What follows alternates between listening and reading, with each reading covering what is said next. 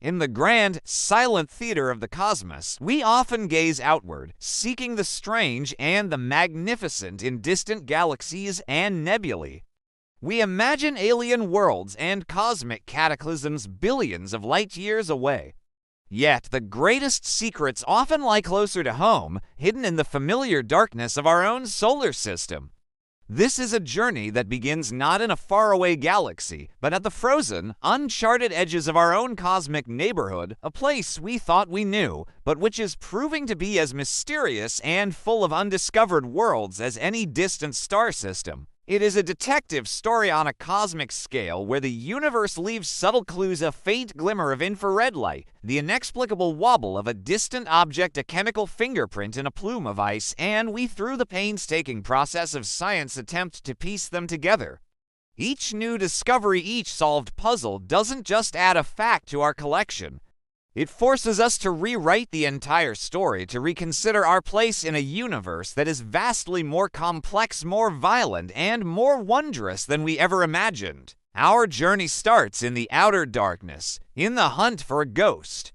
Beyond the orbit of Neptune lies a realm of icy darkness, a vast, frigid frontier known as the Kuiper Belt. For decades, we saw it as the solar system's desolate attic, home to dwarf planets like Pluto and a scattered population of frozen debris left over from the dawn of our system. But in 2016, astronomers Konstantin Batygin and Mike Brown noticed something strange. When they mapped the orbits of the most distant objects in this region, a handful of them, these trans-Neptunian objects, or TNOs, were behaving inexplicably. They weren't moving randomly, as they should. Instead, their elongated orbits were all clustered together, pointing in the same direction, tilted at the same angle, as if they were being shepherded by the gravitational hand of a massive, unseen player. This was the first piece of evidence for what they nicknamed Planet 9, a ghost in the outer darkness. The hypothesis was bold. A massive planet, a true ninth planet, must be lurking in the far reaches of the solar system, its gravity shaping the paths of these smaller TNOs. The theoretical properties of this world were stunning. It was predicted to be a super-Earth or a mini-Neptune, a world with 5 to 10 times the mass of Earth and a radius 2 to 4 times larger. Its orbit would be highly eccentric, taking it hundreds of astronomical units from the Sun, far beyond Neptune, on a journey that could last thousands of years. The existence of such a planet would be transformative. Surveys of planets around other stars have found that super-Earths are the most common type of planet in the galaxy, yet our own solar system seems to lack one.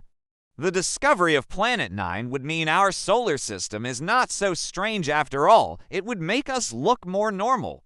One compelling theory, the 5-planet NICE model, suggests our solar system may have originally formed with 5 giant planets, with one being gravitationally ejected into the far outer system during a chaotic primordial dance. Planet 9 could be this long-lost sibling, a remnant of our solar system's turbulent youth. The hunt was on.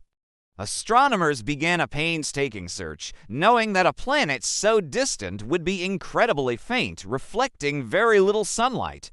The best hope was to detect its own internal heat, which would make it glow faintly in far infrared light.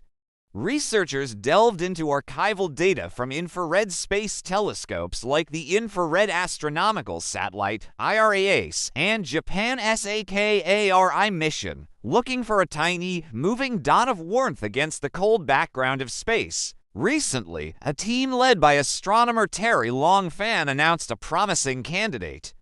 By comparing surveys taken 23 years apart, they found a faint object that appeared to have moved a tiny distance, just 47.4 arcminutes, consistent with the slow crawl of a massive planet in a distant orbit.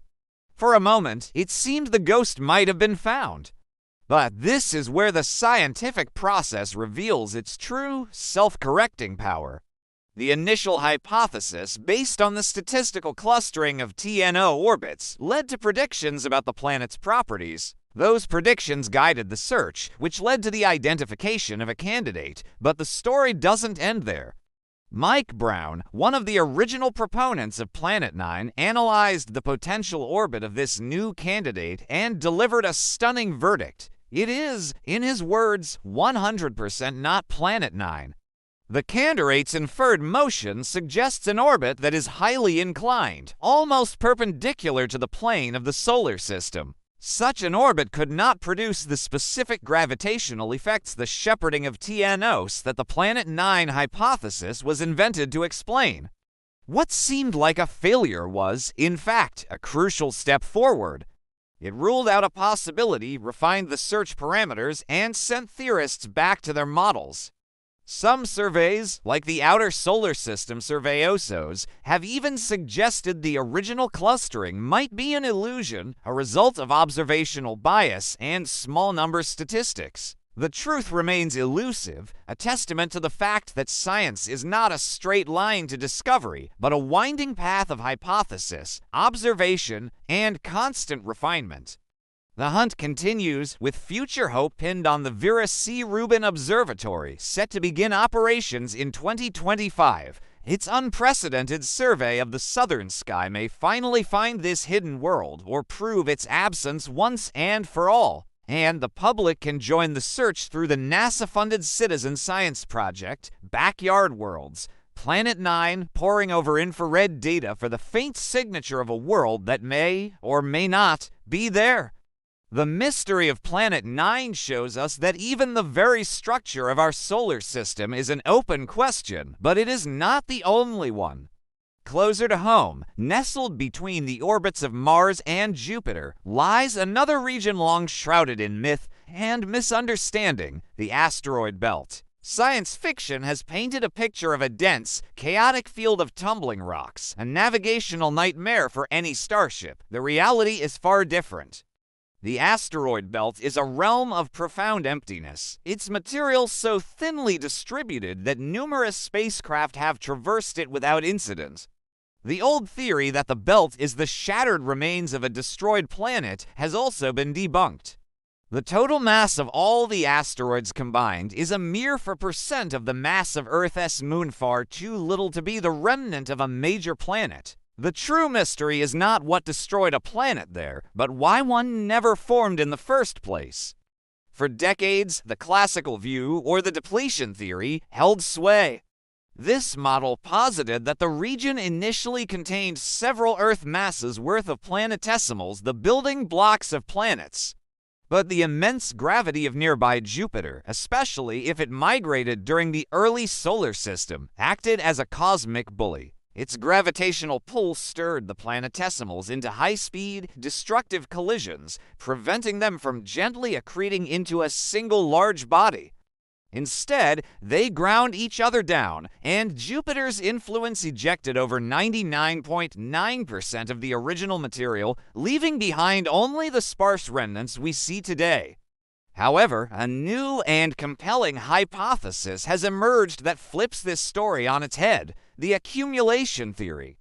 This model suggests the region started largely empty and was populated over time by objects scattered from other parts of the solar system. Objects that formed in the hot, inner solar system were kicked outward, while icy bodies from the cold outer regions were nudged inward. The asteroid belt, in this view, is not a graveyard, but a cosmic meeting point. The most powerful evidence for this new model comes from the two largest residents of the belt, Vesta and Ceres, visited by NASA's Dawn mission. Their compositions are starkly different. Vesta is a dry, rocky world covered in volcanic basalt, a composition that suggests it formed in the hot, inner solar system, much closer to the Sun, before being scattered out to its current location. Ceres, in contrast, is a water-rich dwarf planet, its icy composition linking it to the frigid outer solar system where it likely formed before being implanted into the belt.